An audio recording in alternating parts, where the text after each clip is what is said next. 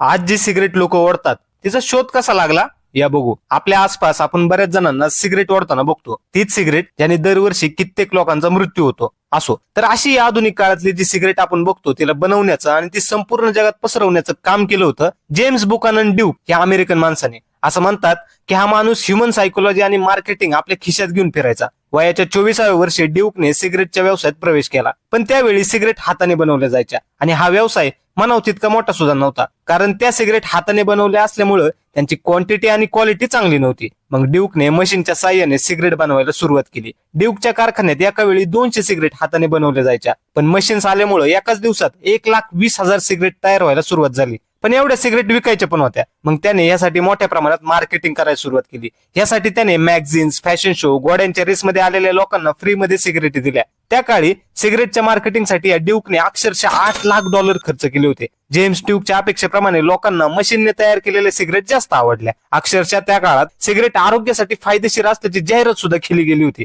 अशा प्रकारे ही आधुनिक सिगरेट अख्ख्या जगात पसरली.